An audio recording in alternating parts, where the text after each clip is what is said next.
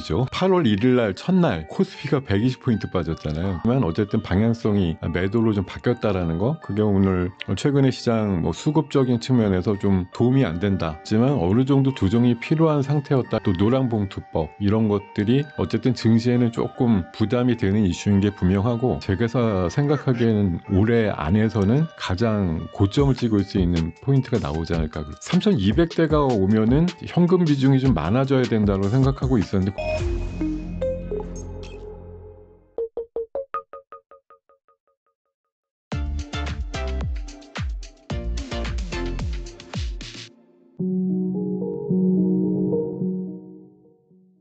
김동엽 대표님 모셨습니다. 안녕하세요. 네, 안녕하십니까. 네, 또 대표님 모시고 현재 이 증시 상황 점검해보고 주목할 만한 투자 아이디어 무엇이었는지 살펴볼 텐데, 일단 시장 상황부터 좀 봐야 될 것 같습니다. 최근에 이 외국인의 폭탄 매도세로 증시가 한 차례 크게 좀 조정을 받았죠. 그리고 여기저기에서 8, 9월 위기설에 대해서 얘기를 하고 있는데, 현재 이 주식시장 분위기 어떻게 보시나요? 네, 사실 매월 위기설이죠. 네. 사실 몇 달 전에는 4월 달쯤에는 2천 깨진다고 또 위기설이었다가 4월 9일부터 바닥치고 올라가기 시작해서 넉 달 동안 거의 한 1000포인트 올랐거든요. 맞아요. 3200대 되니까 이제 위쪽을 바라보시면서 3500이나 4000이 안 가면 이제 위기인 거예요. 가야 되는데. 당장이라도 갈 것 같은 그런 분위기가 형성됐었죠. 네. 굉장히 그랬는데, 이게 이제 7월 말에서 8월 중순 정도까지 우리가 오면서, 특히 8월 달 되니까 이제 외국인들의 7월 한 달만 해도 외국인들이 한 6조 정도 매수가 있었거든요.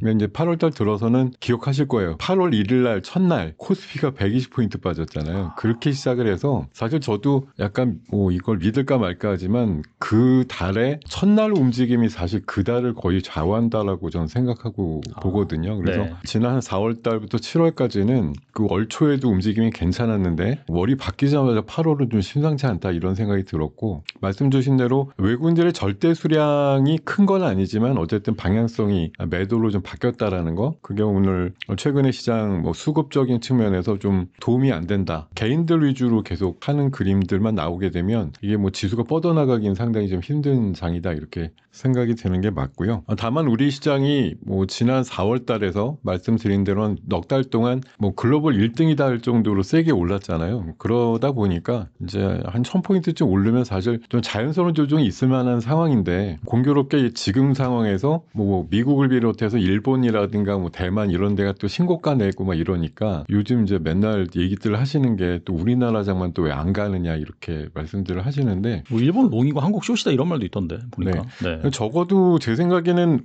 8, 9월 위기설 또는 굉장히 위험하다 이런 정도까지는 저는 생각하지는 않고 있고요. 다만 좀 부자연스럽게 보이실 수도 있지만 어느 정도 조정이 필요한 상태였다 이런 상황에서 외국인들 매도세도 사실 절대 금액 싸움은 크진 않습니다. 1일부터 한 20일까지 보면 코스피 기준으로 매도 금액 한 6천억 대 정도 되거든요. 그래서 7월 달에 한 6조 산 거에 대비해서는 큰 매도 수량은 아니다 이렇게 판단하고 있고, 다만 이제 대내적인 변수들 한 대여섯 가지들 나열을 쭉 하다 보면, 제가 자료화면 혹시 보실 수가 있을지 모르겠는데 잘 나옵니다. 네. 네. 지금 이제 글로벌 변수랑 내부 변수로 나눠서 봤을 때 지금 미국의 금리와 관련된 이슈도 있고, 또 철강이라든가 알루미늄으로 시작된 관세 전쟁의 여파도 끝나지 않았고, 또 우크라이나 협상 문제도 아직까지 좀 완료되지는 않았고, 또 특히 이번 주 들어서 이제 이슈가 나온 건 사실 지난 2년 동안 장이 좀 조정받을 때 늘 나왔던 이슈인데, AI 버블 이 얘기가 또 AI를 지금 끌고 가는 그 본인의 입에, 샘 얼트먼의 입에서 나왔다는 거, 그것들이 좀 주목받으면서 전체적으로 조금 조정받는 분위기가 된 데다가 우리나라만의 고유 변수가 또 있죠. 네. 양도세라든가 교육세 이슈도 있고, 또 노랑봉투법 이런 것들이 어쨌든 증시에는 조금 부담이 되는 이슈인 게 분명하고, 무엇보다도 저는 본질은 2분기 어닝 시즌이 얼마 전에 이제 완료가 되었는데, 삼성전자도 물론 대표적으로 그런 종목이 하나였습니다만 의외로 1분기 대비해서 실적이 안 좋아진 기업들이 많습니다. 아니면 올라가는 비율 자체가 많이 감소됐거나 축소되는 그런 상황들이 많았기 때문에, 이런 것들이 이제 하반기에 아무래도 미국도 금리 인하를 지금 생각을 하는 건 아니다 기다 말이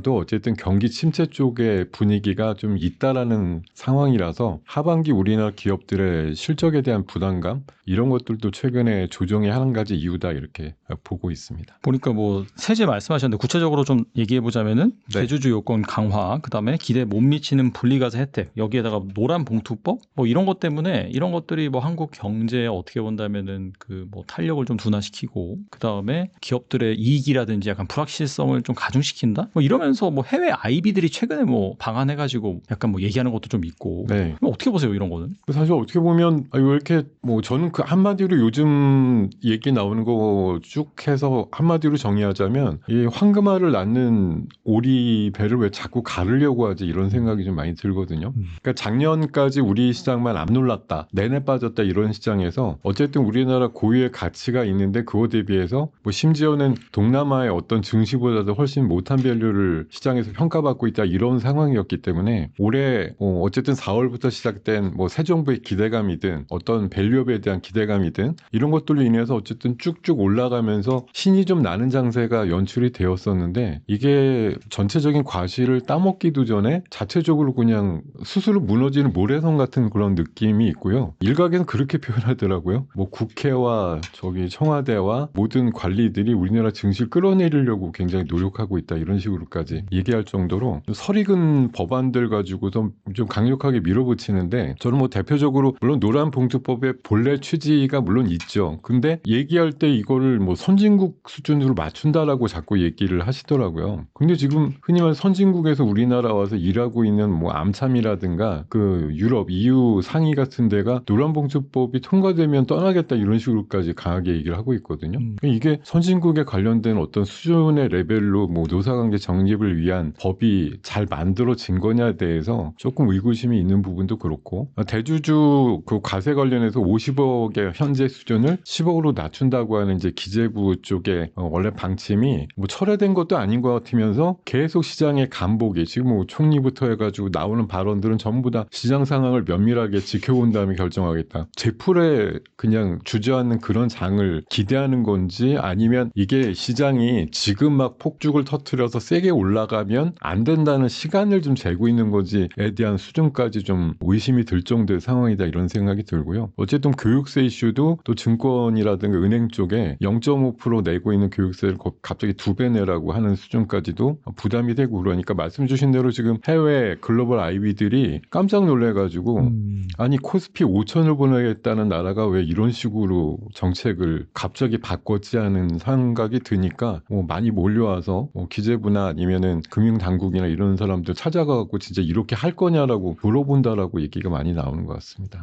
그러면은 이 이슈가 뭐 단기간에 노이즈로 그칠 것인지 뭐 아니면 계속해서 이어질 것인지 뭐 일각에서는 1980년대 3조 호황 직전과 유사하다. 즉 이번 조정 후에는 본격적인 상승장이 올 수 있다. 뭐 예전처럼 뭐 코스피 4천 가능하다, 5천 가능하다 그런 뭐 시각도 있는 것 같은데 어떻게 보세요? 뭐 최근에 그 지수가 고점을 찍은 게 3,288입니다. 제가 기억하는 이제 최고점이 2021년도 6월 25일 날 3,316을 찍었던 적이 있거든요. 뭐 아주 초근접하는 수준까지 갔다가 최근에 한 100여 포인트 정도 이제 조정을 받고 있는 상황인데 방금 말씀 주신 대로 그 80년대에 있었던 그 3저 유가도 낮고 뭐 금리도 낮고 이런 현상들과 뭐 비슷하다라고 말씀하시는 분들이 있는데 그런 이제 변수 자체가 낮은 밸류인 건 맞긴 맞는데 지금은 그때랑 우리나라랑 좀 다른 거가 한두 가지 좀 있다고 보는데요. 대표적으로 GDP의 성장률 자체가 좀 다르죠. 그때는 3년 동안 그 3저 현상이 나오면서 우리 시장이 엄청나게 연 단위로 제가 기억하기로 한 70%씩 증시가 올랐었거든요. 1년마다. 근데 그때 GDP 성장률이 10%가 넘었어요.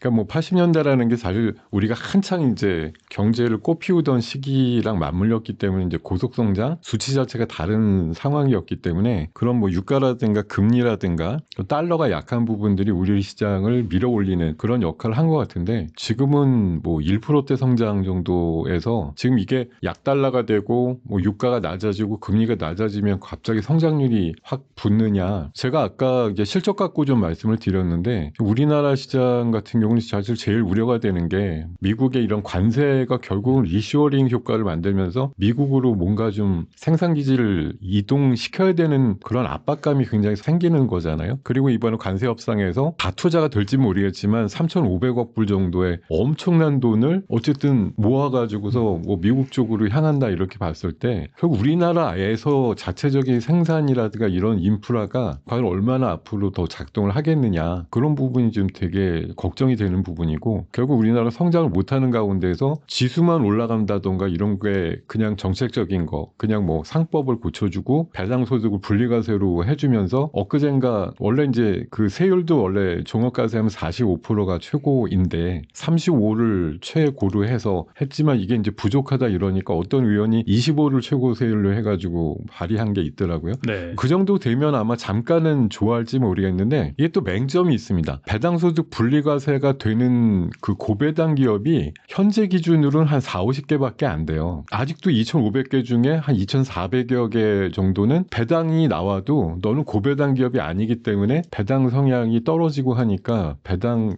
분리과세를 받을 수 없는 기업들이 태반이거든요.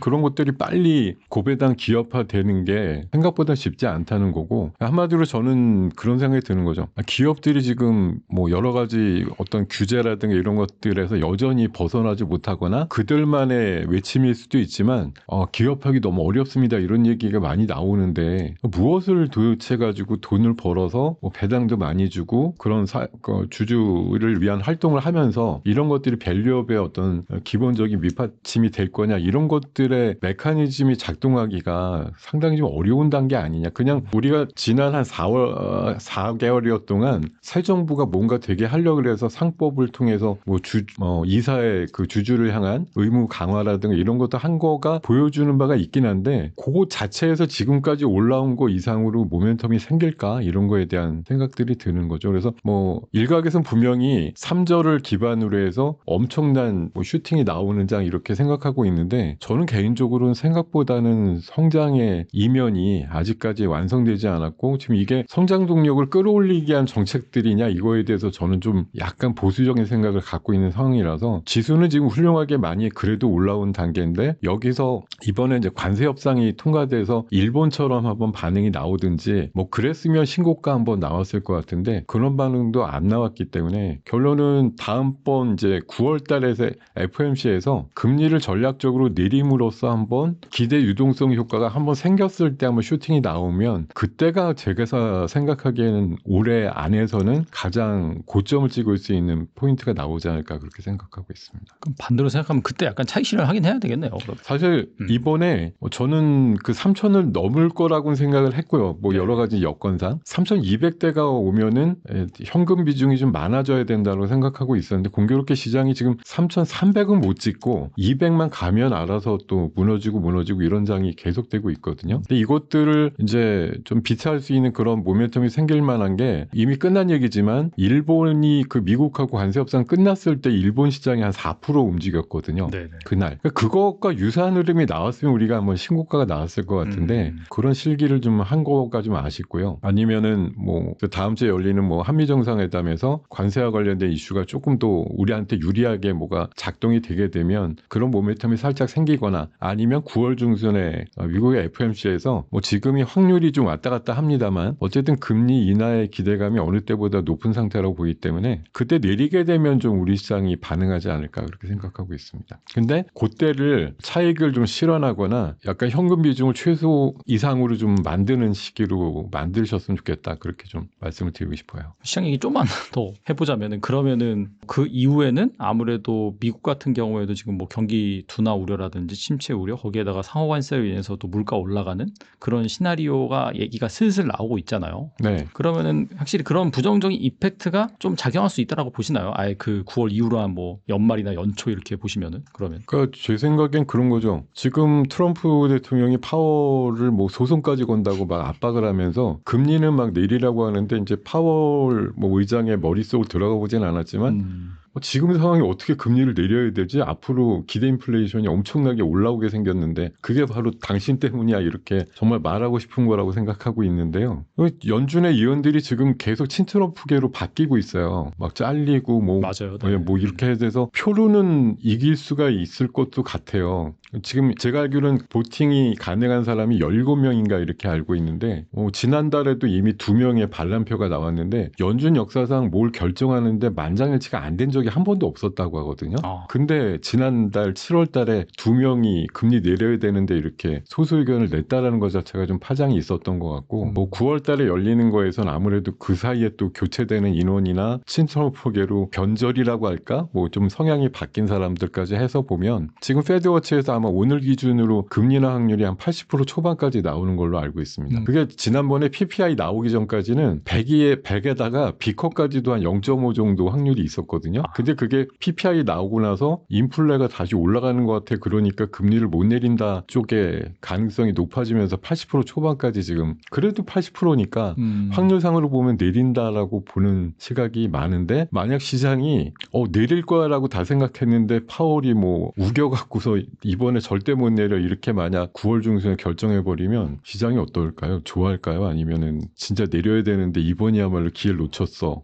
아니면 그때 동결해버리면 아마 트럼프는 내년 5월에 끝나는 사람이지만 소송을 걸어서라도 아마 자격정지 시키든 진짜 억지로라도 내쫓든 그렇게 아마 할 가능성이 높지 않을까? 그러면 시장이 안 좋겠네. 약간 파국 비슷하죠. 최근에 조금 감도가 떨어지긴 했어도 트럼프가 지금 간보기식으로 파월 해임 얘기를 몇 번쯤 올해 했거든요. 맞아요. 네. 그때마다 금융시장이 한 번씩 경기를 일으키니까 안 할게 바로 이제 말을 바꾸긴 했는데 그게 근데 여러 번 계속되니까 시장이 이제 적응을 하는 거죠. 이 사람 나가도 이제 어차피 임기 얼마 안 남았으니까 이렇게 돼버리면 5월까지 보장이 될지 아니면 연말쯤 돼갖고서 몇 달 정말 놔두는 것도 싫어 이러고서 자를지 그런 상황들도 있다고 저는 생각하고 있습니다.